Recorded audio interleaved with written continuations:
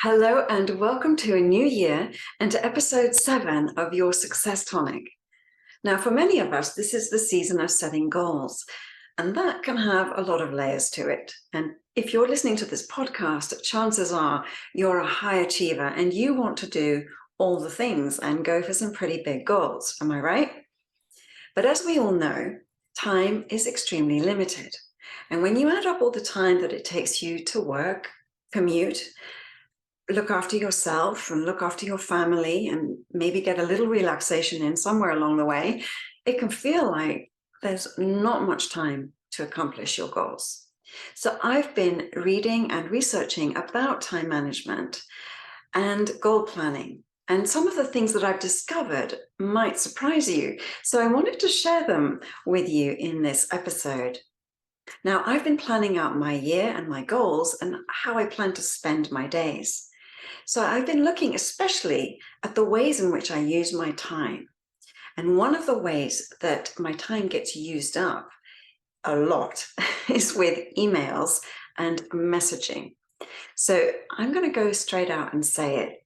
I have a big problem with email. I don't know about you, but it just takes up a lot of energy and a lot of time. But the biggest problem that I have with email is that it forces me to multitask. I used to be proud of my multitasking abilities, but I've actually come to really hate it. There's nothing efficient about it. And the truth is that it pulls you in too many directions and diminishes how effective you are. If you want to know just how bad this is, here is a fact that I read from the American Psychological Association. And they say that shifting between tasks can cost as much as 40% of your productive time. So that's about 16 hours of productive work time gone in a week. Wow, right? And now the more you switch between tasks, the more productivity and the more time you lose. Switching between tasks reduces your productivity because your brain needs to disengage from one task and refocus on the new one.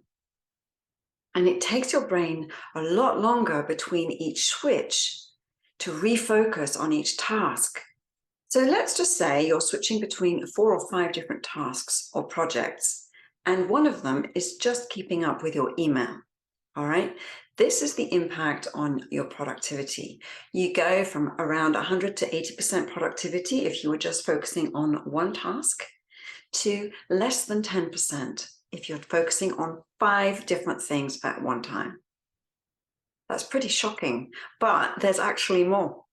So Glenn Wilson, who was a former visiting professor of psychology at Gresham College in London, found that being in a situation where you're trying to concentrate on a task while you know that email is sitting unread in your inbox can actually reduce your effective IQ by 10 points. What does 10 IQ points represent? It actually represents quite a lot. So not only does multitasking interfere profoundly with your memory, but Wilson showed that forcing our brains to concentrate on several things at once causes cognitive losses even greater than drinking alcohol or those induced by smoking marijuana.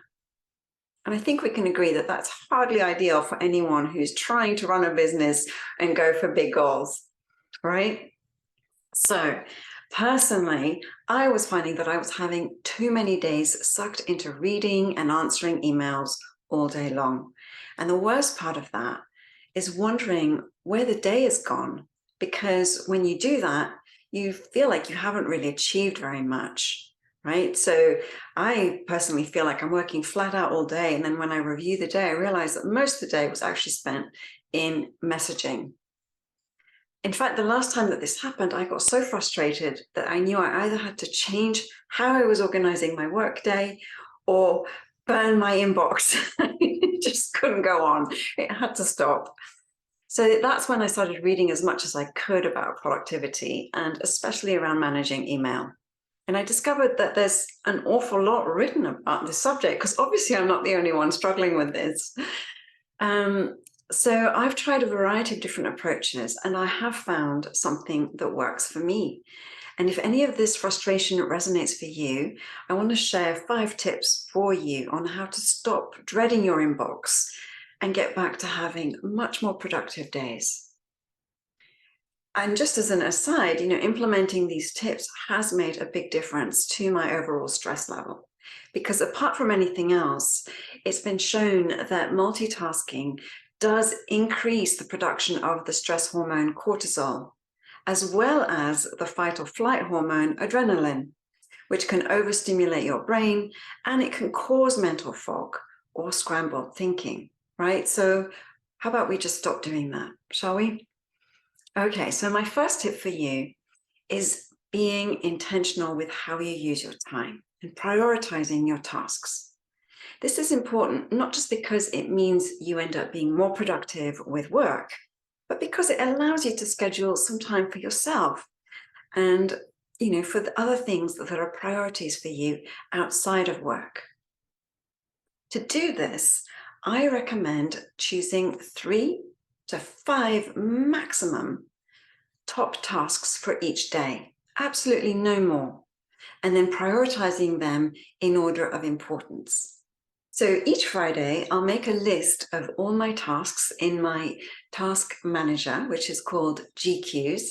I'll give you the link to that in the notes. So I plan out the tasks for the week ahead.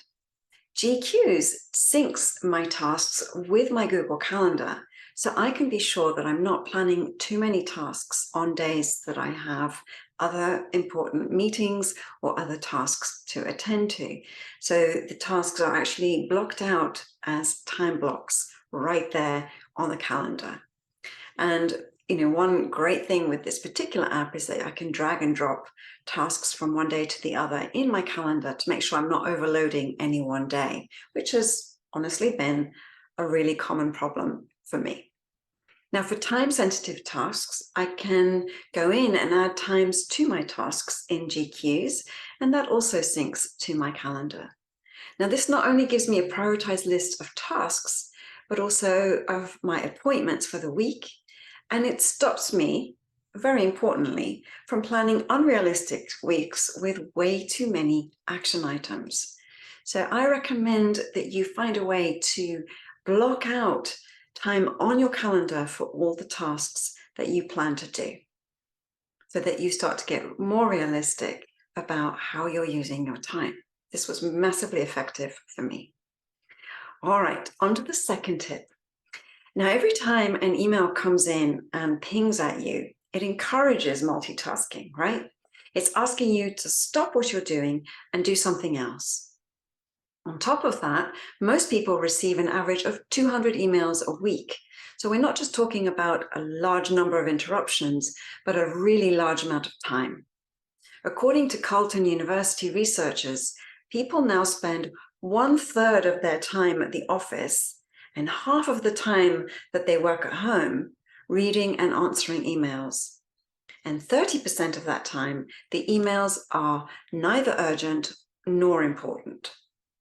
So that's about 12 hours a week spent at work and 5 hours a week spent at home on email alone.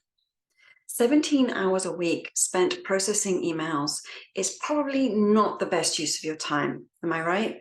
Right. So to try to cut some of this time, I've started checking email at set times of day.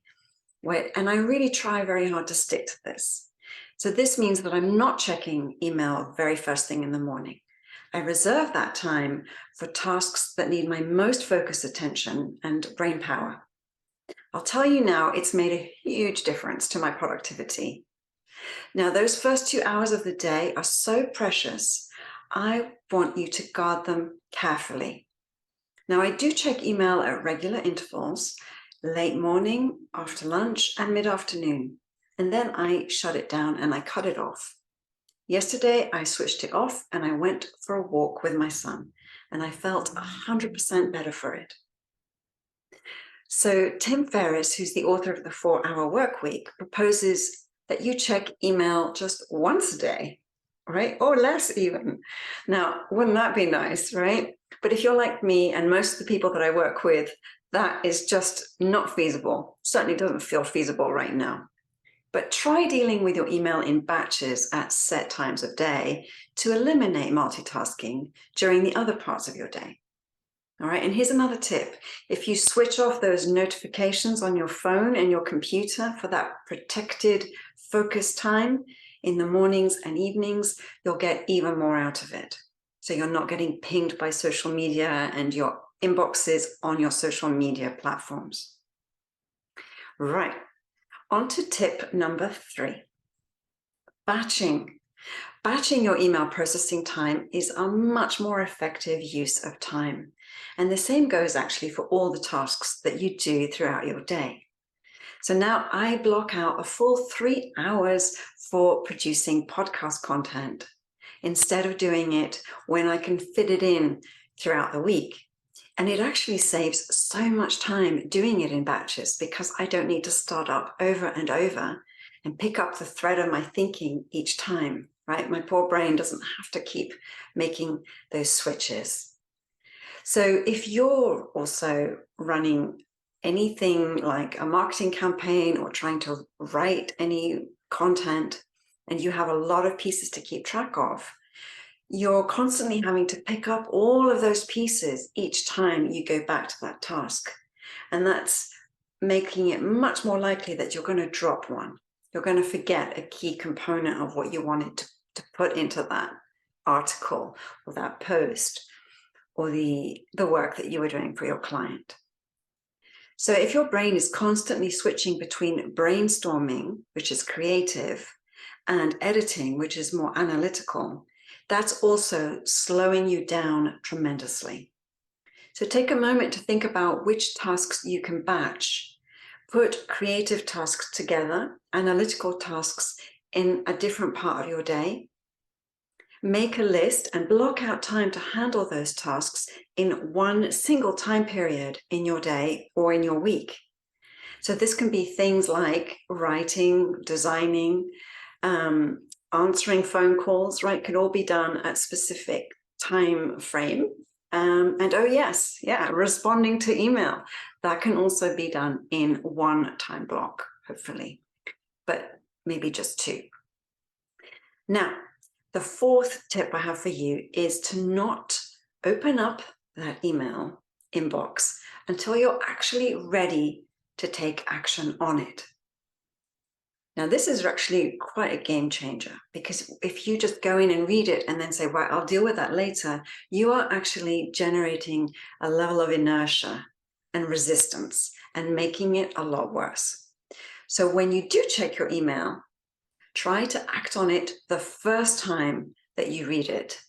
Don't read an email and leave it there for weeks and weeks and weeks, because then that means that you're reading that email twice, maybe more. And then you're thinking about what action to take on that email twice or maybe more. And remember, we all get around 200 emails a week. So, with 200 emails, that time adds up really, really fast. So here's what you can do when you check your email. Create a new habit around it. Read the email, decide how you need to respond to it, then act on it. Finally, you're going to delete it or archive it so that you no longer have to look at it in your inbox. So you're no longer remembering and processing what that email is associated with each and every time that you open your inbox. So if the email involves a task that requires further action, which, most of them do, let's be honest, that email needs to move to your task list and it needs to have time blocked out for it in that protected time.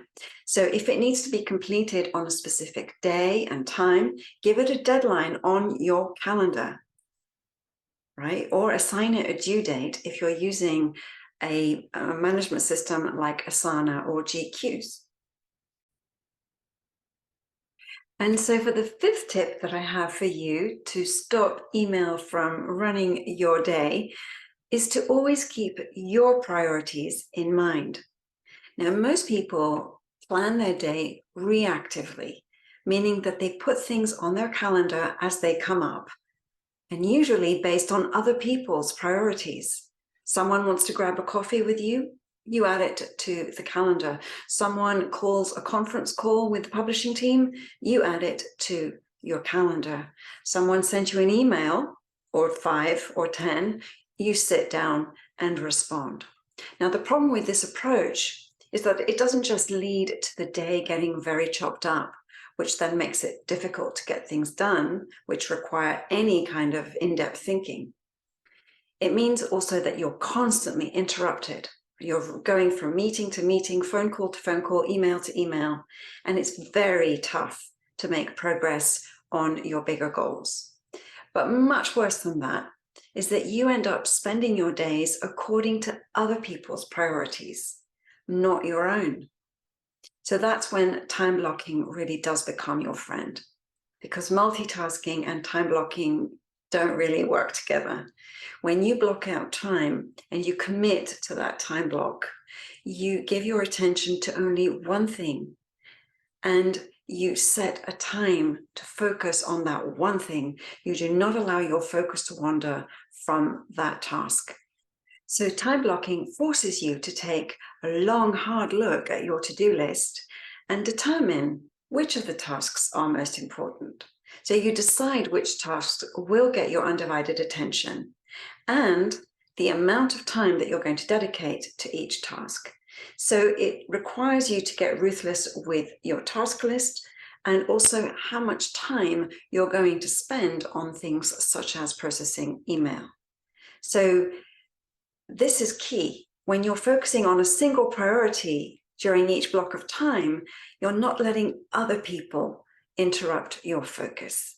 So for tasks like processing email, give yourself a time limit. That time restraint forces you to pay close attention to what you're doing.